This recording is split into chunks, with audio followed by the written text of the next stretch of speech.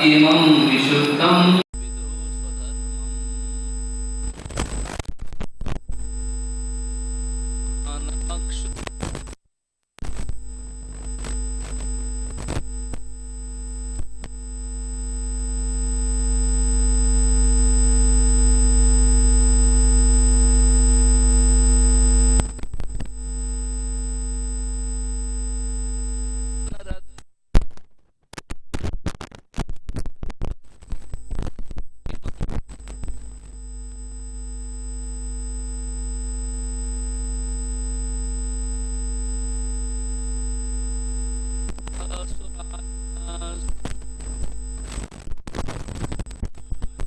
तथा पशुर आलपनम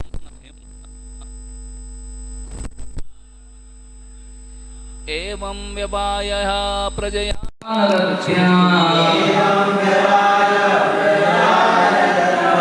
इमं विशुद्धं न विदुः स्वधर्मम्.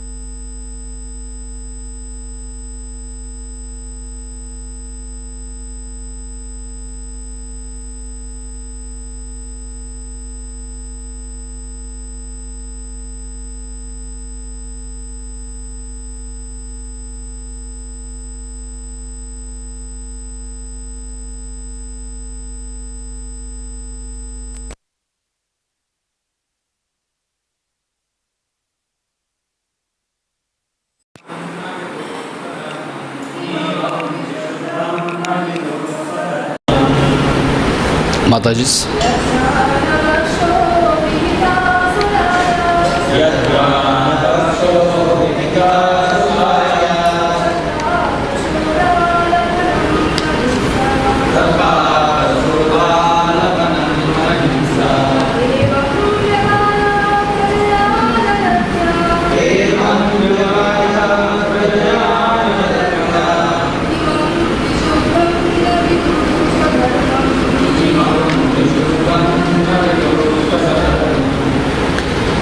Word to word meaning? Yad, because. Grana, by smell. Bhaksha, the taking. Vihita is enjoined. Suraya, of wine. Tatha, similarly. Pasho, of a sacrificial animal. Alabhanam, prescribed killing. Na, not. Himsa, went on violence. Evam, in the same way. Vyavaya, sex. Prajaya, for the purpose of begetting children. Na, not. Ratya, for the sake of sense enjoyment. Imam, this, as pointed out in the previous verse. Vishuddham, most pure. Na vidu, they do not understand. Swadharmam, their own proper duty. Translation and purport by disciples of His Divine Grace A.C. Bhaktivedanta Swami Srila Prabhupada. Srila Prabhupada ki jai. Disciples of Srila Prabhupada ki jai.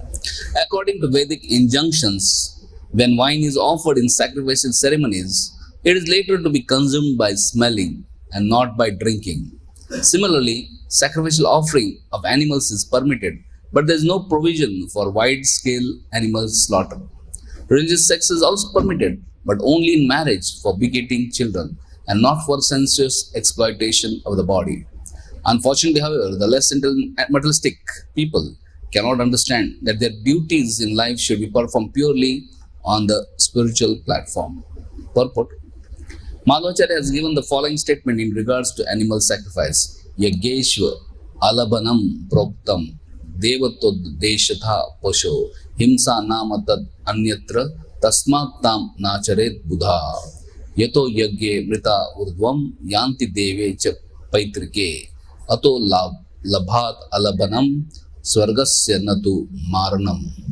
According to this statement, the Vedas sometimes prescribed animal sacrifice in ritual performances for the satisfaction of Supreme Lord or a particular demigod.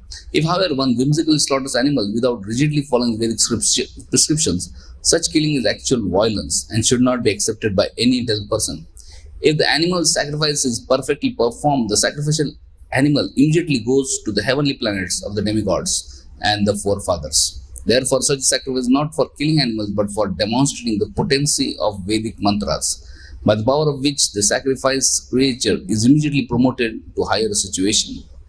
Chetma, however, has forbidden such animal sacrifice in this age because there are no qualified brahmanas to chant the mantras, and the so-called sacrificial arena becomes an ordinary butcher's shop.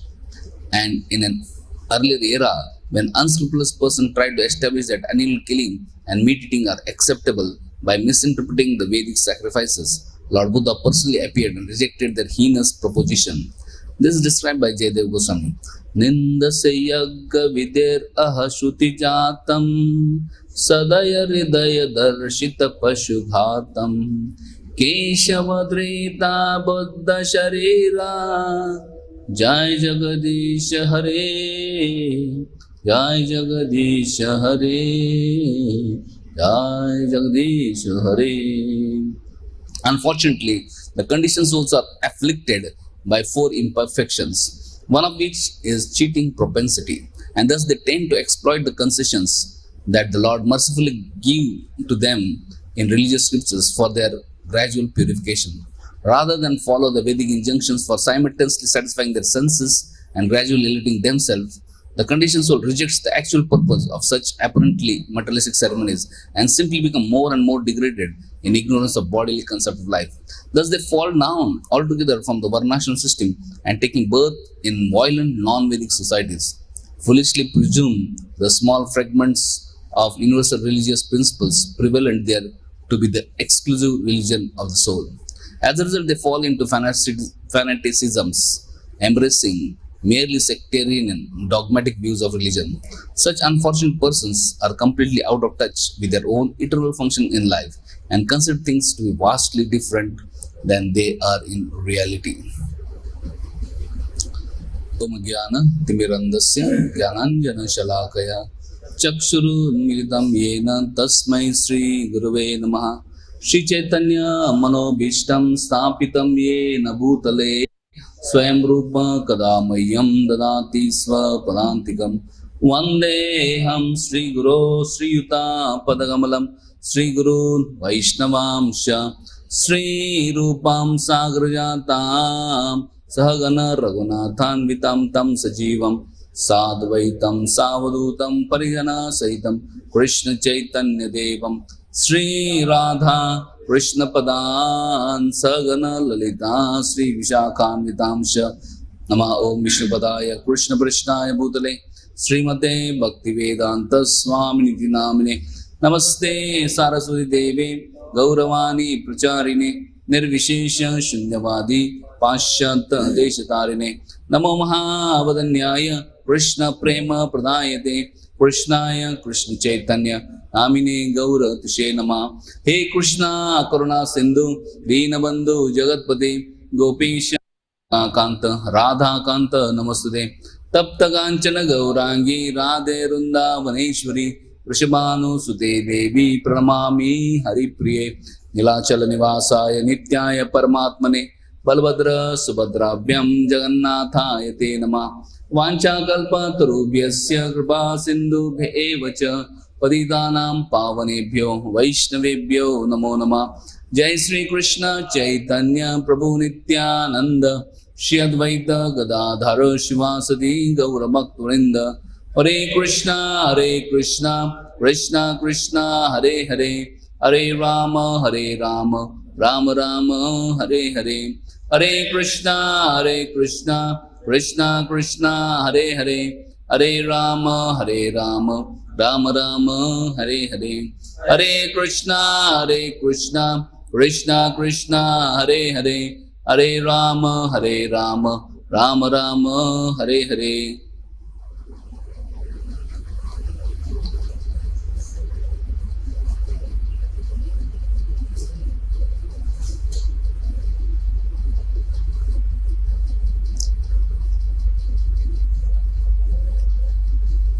Hare Krishna. Hare Krishna. Thank you everybody for being present today here for our morning Srimad Bhagavatam class. I seek blessings from all devotees assembled here so that I can speak something for my own purification.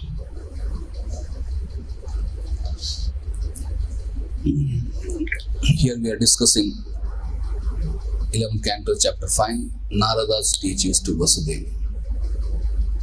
It is so amazing that by this causeless mercy of Guru Parampara, we are getting association of such great exalted personalities in the universe.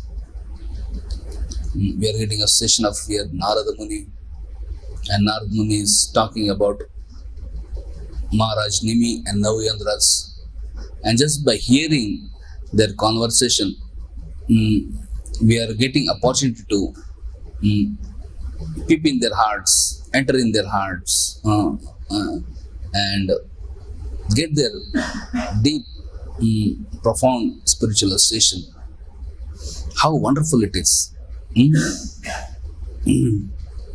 Had we not come in touch with Srila Prabhupada and Guru Parampara, was there any opportunity to get such first-class association in the world? Daily, can you imagine? We are getting association of the most exalted personalities in the universe, which can help us uplift to the most exalted platform of pure devotional service, which in return at the end of life can help us to go back home, back to Godhead, thus achieving perfection in life. So no matter how much we think about our good fortunes, really we may not be able to fully understand also.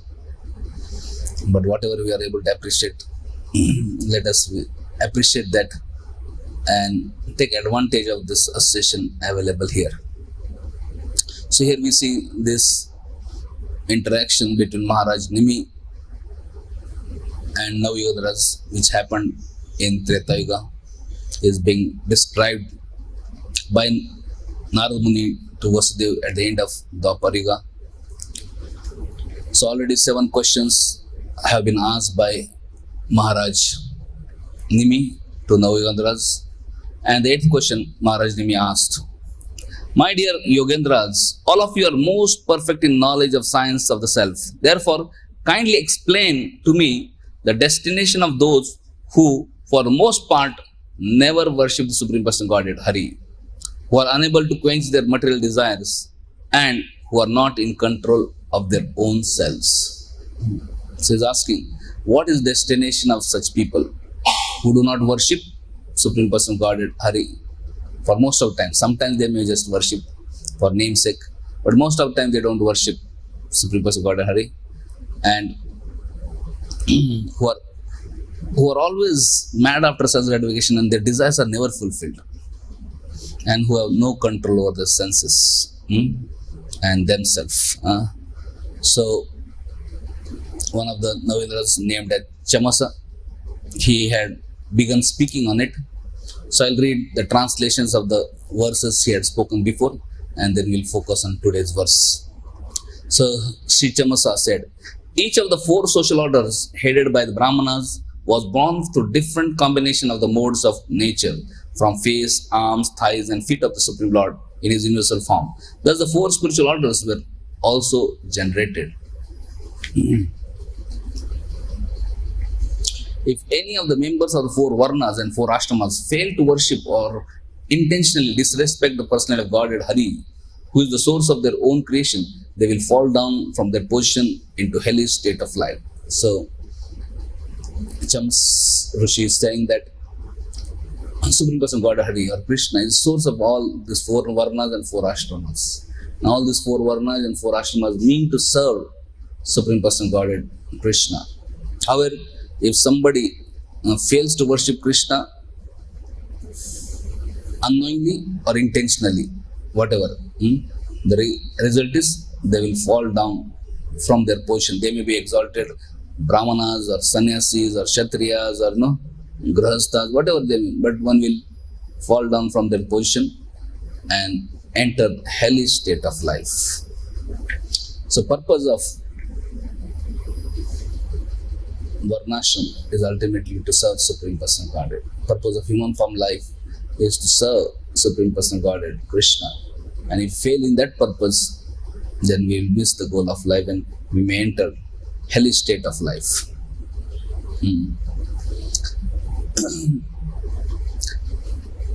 We see in modern times, people are progressing maybe in so-called technological way or financial way, economic way, whatever it may be. But because most of the people are not serving Supreme Person God Krishna, their lives are miserable, just like hellish state of life. There are many persons who have little opportunity to take part in discussions about Supreme Person Godhead, Hari, and thus it is difficult for them to chant His infallible glories. Persons such as women, Sudras, and other fallen classes always deserve the mercy of great personalities like yourself. Chamasrushi is saying that, oh Queen, you should shower mercy on everyone, especially those who don't get association of saintly people. On the other hand, Brahmanas, members of the royal order, and Vaishyas, even after being allowed to approach the lotus feet of Supreme Lord Hari by receiving second birth of Vedic initiation, can become bewildered and adopt various materialistic philosophies. Okay, there are unfortunate people, those who have no access. They should get mercy of great devotees, and especially the king should facilitate their devotional service. But other people, Brahmanas, Kshatriyas, Vaishyas, sometimes even they have opportunity to worship Lord, they become distracted by various materialistic philosophies. Ignorant of the art of work, such arrogantly proud fools, enchanted and enlivened by sweet words of Vedas, pose as latent authorities and offer flattering entities to the demigods. So most of the people, they get into karma kanda, they get into flattering some demigods, and they are not interested in worshipping in Supreme Person of Godhead. Kamastaste ritagyana prapadantya anya devata. Especially when person heart gets filled with material desire, then they want some quick results, and therefore they want to worship demigods, and they will ignore or neglect worshipping Supreme Person Godhead. And they may think what they are doing is perfect, even though that is not the right method, that is avidhi purvakam. But still, they are so puffed up that they are not ready to understand the right vidhi of worshipping Supreme Person Godhead. Due to the influence of the modes of passion, the materialistic followers of Vedas become subject to violent desires and are excessively lusty. Their anger is like that of a snake, deceitful, overly proud, and sinful in their behavior. They mock the devotees who are dear to Lord Achyuta.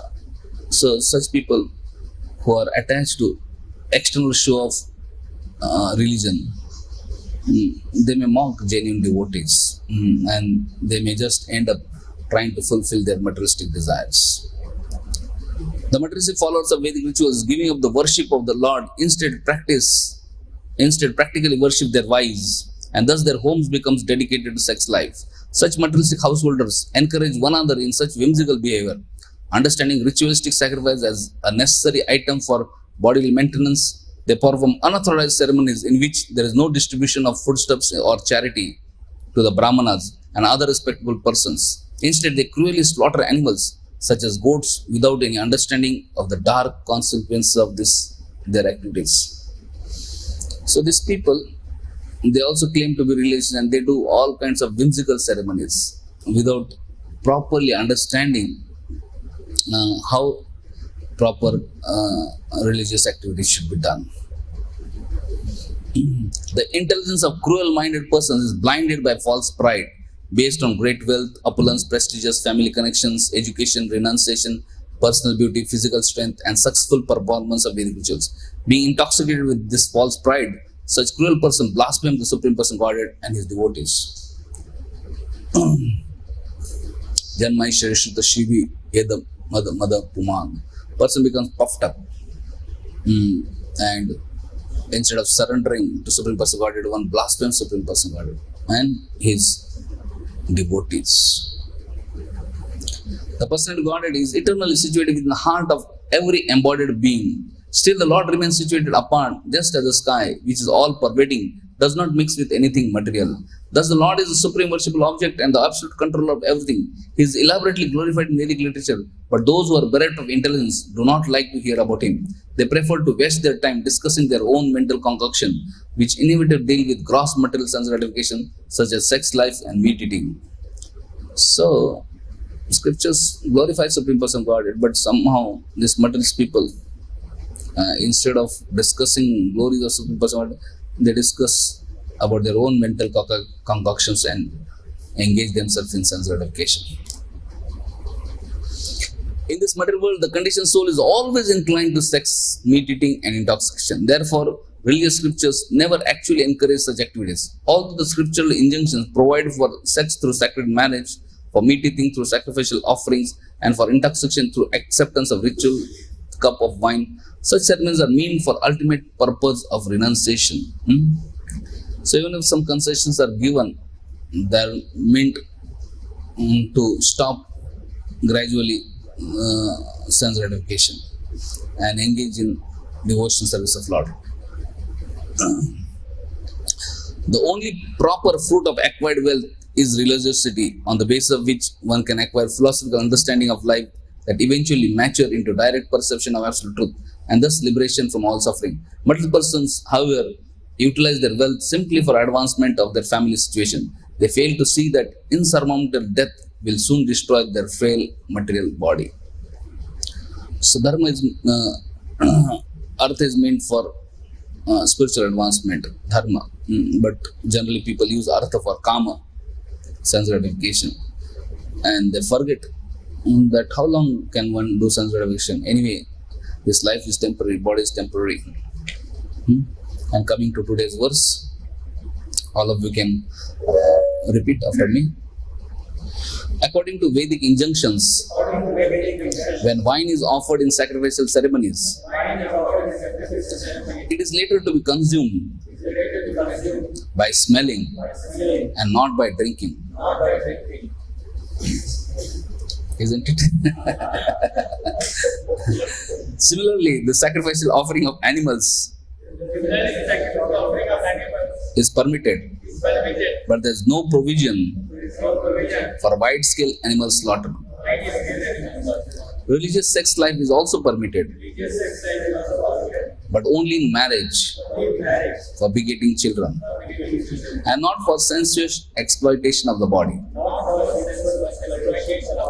Unfortunately, however, the less intelligent materialistic people cannot understand that their duties in life should be performed purely on spiritual platform. So we see scriptures, acharyas, they have one purpose in their mind and they are somehow trying to uplift the conditioned souls. But materialistic people are so absorbed in their own sense gratification that they don't want to understand. They don't understand and they don't want to understand the real purpose of all these Vedic rituals. We see that in Karma Kanda, here it is mentioned. Yes, there are few permissions are given, but these permissions are given with some serious restrictions. However, people take advantage of permissions and ignore restrictions, thus foiling the plan of purification. Whatever is purpose, they are very expert in foiling that complete purpose. Whole purpose of that ritual is spoiled, or whole purpose of karma kanda is spoiled, because they just take half part of it. Ardha kukuta nyaya, they only want what they want, and other part they will ignore, which is the real important part.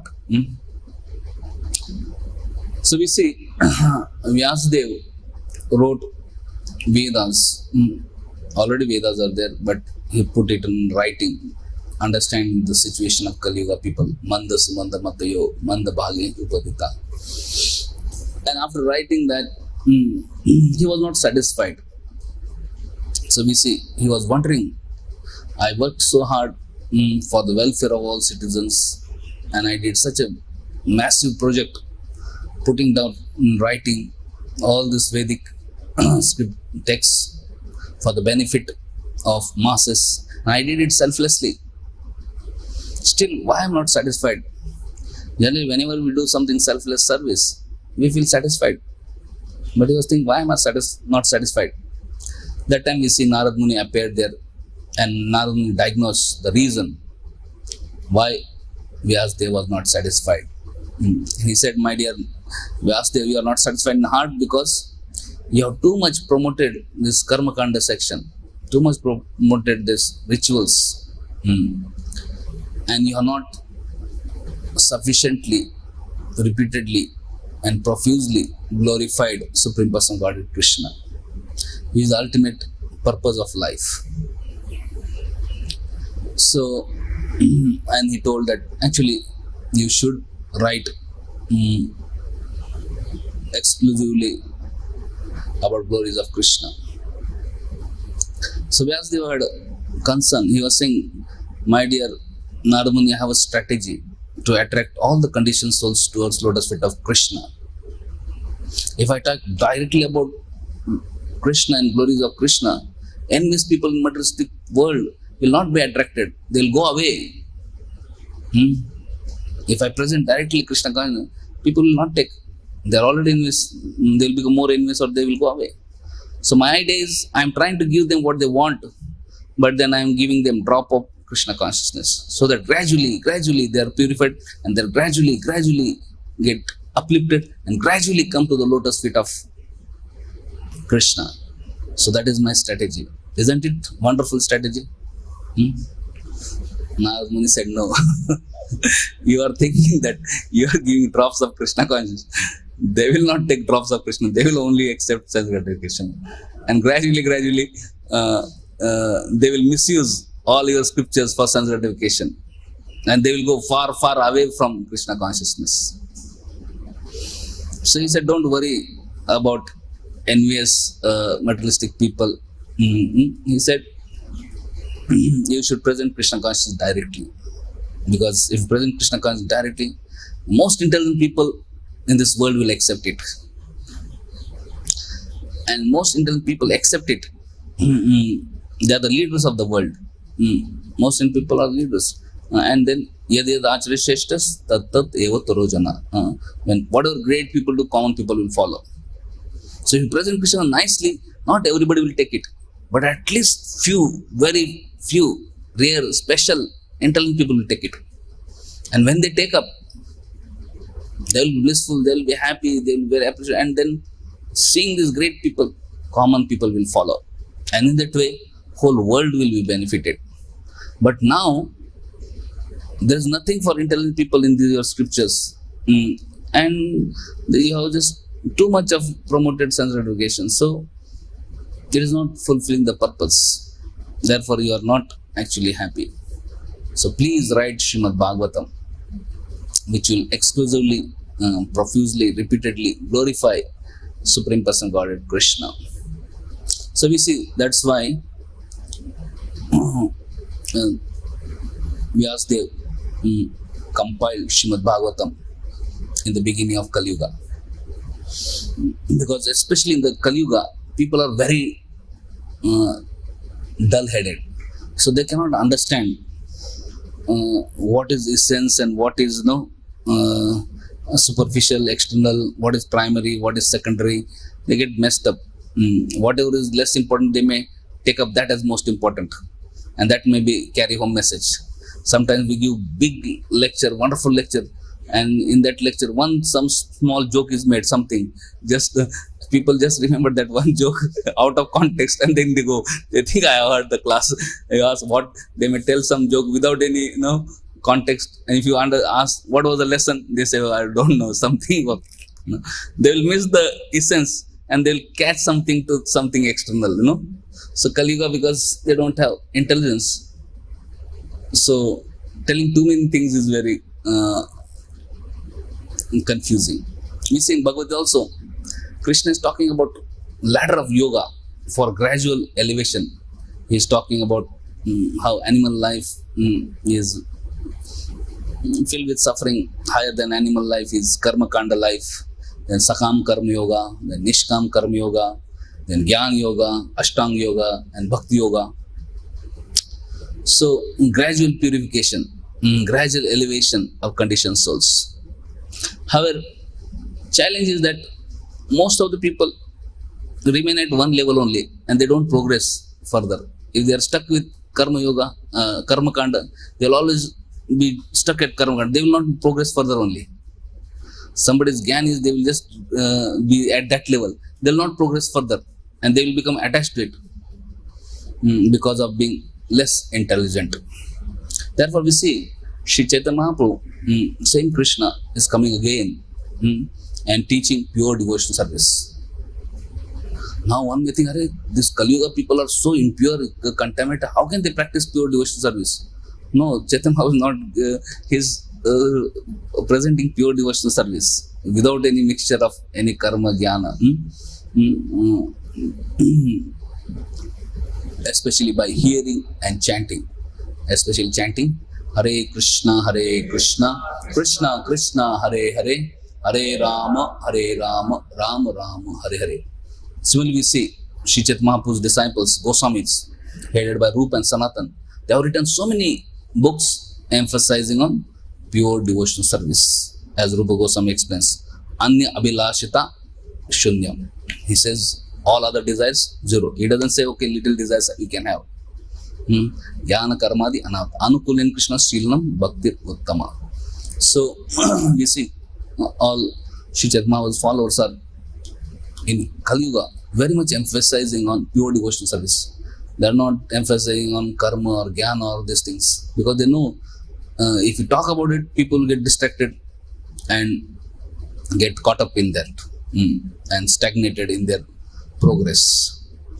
Similarly, we see following footsteps Sri Chaitanya Mahaprabhu and Goswamis and all Acharyas, Srila Prabhupada in Bhagavatam and Srimad Bhagavatam.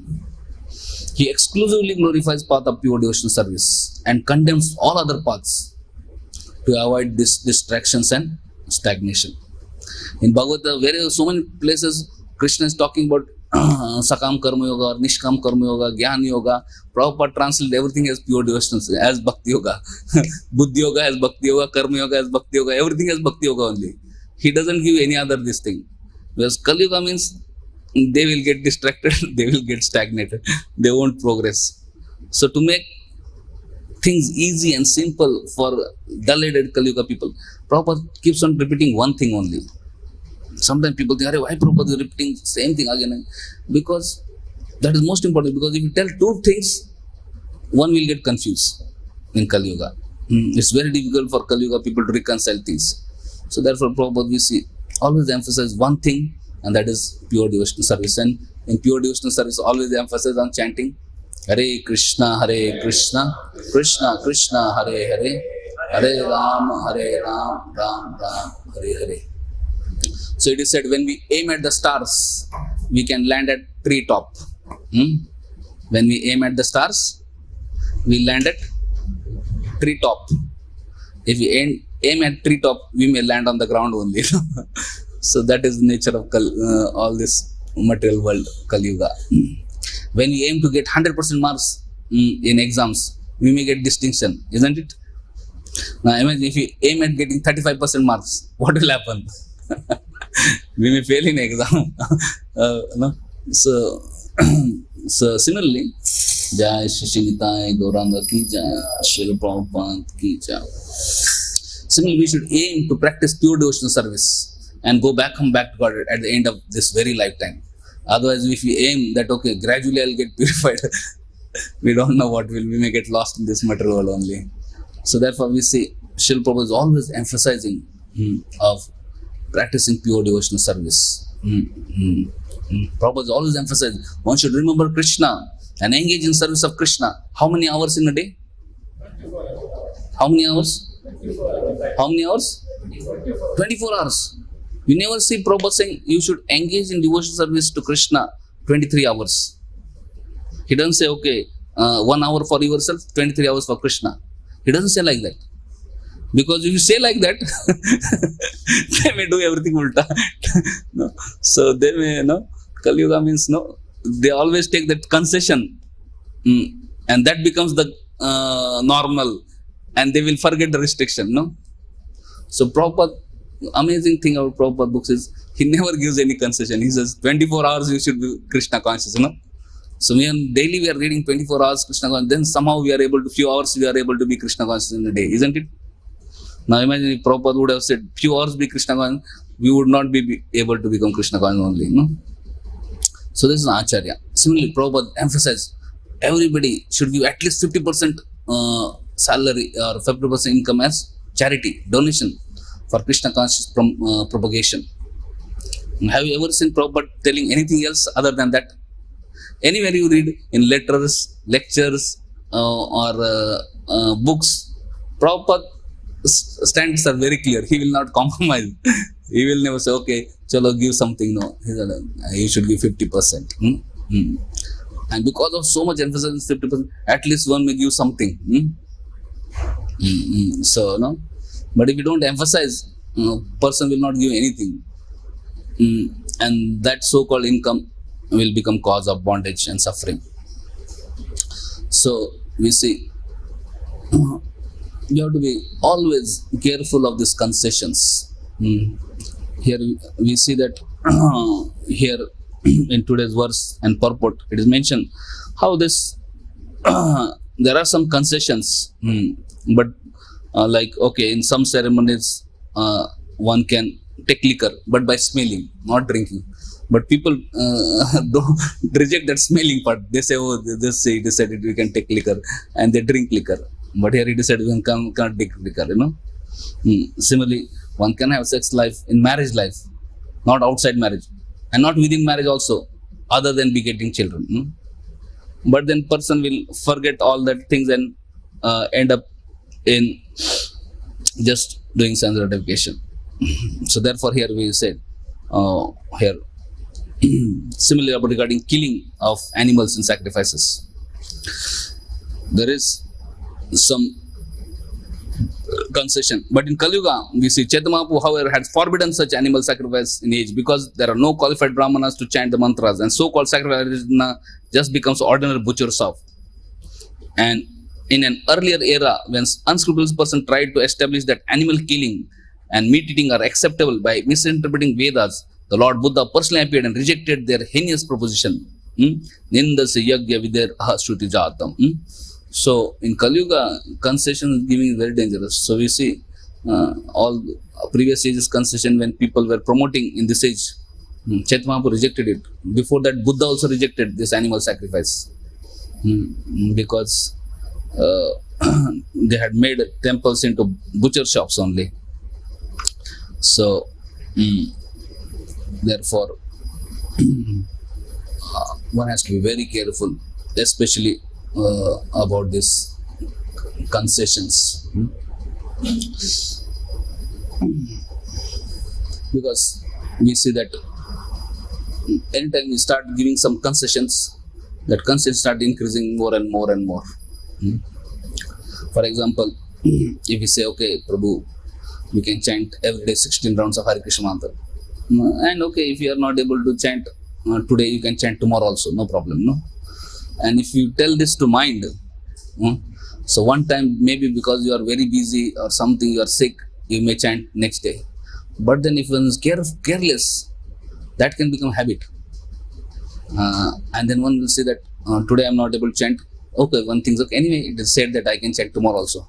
And then one realizes, tomorrow I am not able to chant also. And I say, anyway, I will chant day after tomorrow. And day after tomorrow also one may not be able to chant. And then one's number of rounds spending will keep on increasing. And it becomes very, very difficult. So sometimes if you give concessions, one can get trapped in it, and then it becomes very, very difficult to practice spiritual life. So stricter we are in Krishna consciousness, easier it becomes practice. And more we give concessions to ourselves, more it becomes very, very challenging to practice, especially in this age of Kali. Sometimes we may say, okay, let me just little bit watch some news or watch what's happening in the world. No, let me just see the YouTube video little bit. But then little bit comes hours together, and so much time get wasted. So one has to be very, very careful in giving concessions. More we restrict all these things, easier it will become to practice Krishna consciousness. Similarly, mind says, okay, if I do not little bit respect devotees, even if little bit I find fault with it, what's the matter, It's not a big issue, it's a small issue anyway. We see in Srimad Bhagavatam, Indra offended his spiritual master by not getting up from his seat when spiritual master came to the court assembly. So he thought, oh, what's so great? This little bit, every day I am anyway offering my respects to spiritual master. One day I did not offer, so what? Anyway, program is going on, I am busy in the program, watching this Apsaras dance and sing, So maybe I will offer respect later on. But then we see that was offense. Then Brihaspati left, and later on he had to face big consequences. And then he went to Brahma. Brahma then said, you need a guru, and if Brihaspati is not now accepting you, you are not able to find him, then at least accept Vishwarup. He is also greatly self-realized person. So they accepted, Indra and Devatas accepted him as their priest. But then again, they cut off his head only when they saw he is equal towards demigods as well as demons. So earlier, Indra disrespected Brihaspati, his first guru, and then he killed second guru because he was actually equally, he was equipoised for both Devatas and demons. So after his fear, Indra became so concerned that he just cut off the head of Vishwarup. So we see this offense became even greater. And later on we see Indra killed Utrasur with thunderbolt.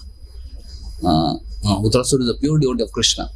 So more and more increasing levels of offenses. So you think, okay, why do little offenses, so what? But actually, if you do little offense, it doesn't remain little. It keeps on increasing more and more and more. So even if little bit I find fault with devotee, so what? No. If little bit start finding fault, that fault finding tendency will increase with our equal devotees, senior devotees, with Guru, Prabhupada, and will not spare Chaitanya Mahaprabhu or Krishna also then. And small things become a very big thing. If we give concession to our mind, okay, no problem, it's all right. It can devour our spiritual life. So one has to be extremely careful. So instead of finding fault with others, when a mind sees fault in others, better we find fault with oneself and try to improve ourselves. And in that way, try to remain humble. Otherwise, we can just carried away. So we should reflect in our life that what are things we are taking it casually. Atyar Prayash, Prajalpanyam, Niyamagra. Niyamagra means following some rules and regulation too fanatically, or taking some rules and regulations too lightly. Both following fanatically is also very dangerous, and taking lightly is also dangerous. So we don't want to be fanatic, but at the same time, we want to practice principles sincerely. So, and we have to reflect, are we neglecting some principles in Krishna consciousness or taking it lightly over a period of time? And if something we are neglecting, regularly or now becoming habit, then we have to think how to become extremely serious in this regard. Unless we become serious extremely, it's very difficult to overcome some challenges. If you are finding fault with devotees, it's very, very important that we learn to appreciate devotees, glorify devotees, and try to improve oneself. If you are neglecting reading of Srila Prabhupada books day after day, week after week, month after month, year after year, very important we take some serious action to improve that. Or if you are neglecting or chanting, it's important that we do something about it. Or we think, okay, anyway, I am traveling outside, little bit I eat unoffered food this time, that time, and becomes a norm and habit. We have to do something about it, Or we are wasting time in social media, here, there, uselessly. Small things can become habit, and then it can become the culture, and then we may be devoured by that. So it's very important that we don't take concessions and live by the concessions and focus on the concessions and just justify everything. So we should not find reasons and excuses and justifications for neglecting principles of Krishna consciousness. Rather, we need to try to get some inspiration, try to find some reasons and ways and means to practice Krishna consciousness principles more sincerely. Not that because I neglected for some time and now it has become habit, it's all right. No, we have to always work hard how to improve it. Maybe we may not be able to improve every aspect of life, but at least one aspect we should take and improve. At least at any given junction, we should be trying to improve some aspect of our life and refining our spiritual life. Maybe we may have hundreds of faults and maybe hundreds of things need to improve. We may not be able to improve hundreds of things in one go. And if you try to improve hundreds of things, we may not improve anything. But at least one thing we should be conscious and try to improve. Like we see Sanatana Goswami, every day he used to do Govardhan Parikrama, and that also long Govardhan Parikrama, not the short one. And whole life he was doing. And when he became old, practically his body became so weak he was not able to walk. So he was told that, Arey, you don't have to walk so long, but still he was so determined. He was not ready to compromise. Finally Krishna came, appeared in front of him, gave darshan, and Krishna couldn't tolerate his austerities and pain. He himself stood on one of the Govardhan Shilas, marked his lotus feet on Shila, and then he gave that Shila to Sanatana Goswami. He said, oh my dear Sanatana, you are so strict in following your regularity principles, and every day you are walking such a long distance, your body is now become old, it's not possible for you. Now you just accept this Shila and you just do 4 pradakshina to the Shila, and that will be as good as doing entire Govardhan Parikrama. So you don't have to do so much. So he was so strict. He was not thinking that I should find out some excuse. But he wanted to do it. He was so serious. But Krishna finally came and gave him this thing. Similarly, we see Haridas Thakur. He used to daily chant 3 lakh holy names every day. Even when he became old, Mahaprabhu came and he said, you don't have to chant Haridas every day so many rounds. You can reduce. But he was not ready to reduce. He was ready to chant. He was trying his best, even if body was not cooperating. And one time, Mahaprabhu came when he was extremely old. He said, what's the news? Haridas Thakur said, my dear Lord, physically I am all right, but mentally I am not all right, or spiritually I am not all right. I am not able to complete my rounds, So he was chanting 3 lakh names. Mahaprabhu said, you don't need to chant so long, so many rounds. You did this already, you have perfected. But still he was not. So we see that how our Acharyas, they have been very serious and sincere in following the principles and not trying to compromise and trying to get some concessions.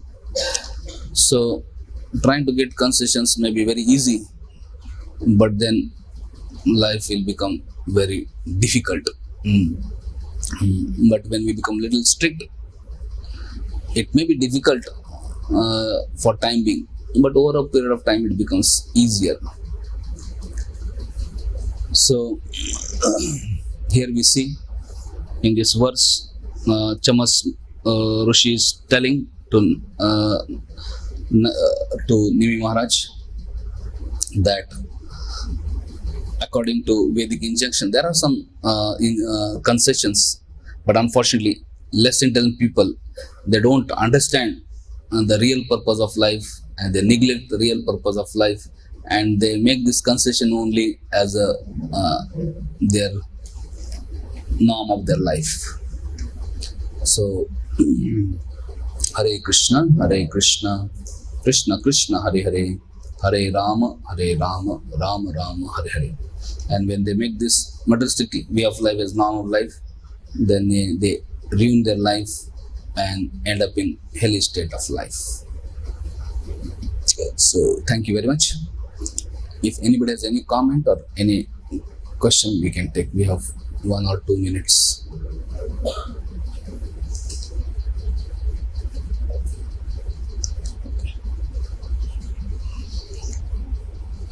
Okay. So thank you very much. Srimad Bhagavatam ki jai, Srila Prabhupada ki jai, Nitai Go Premanande, Hari Hari Bo.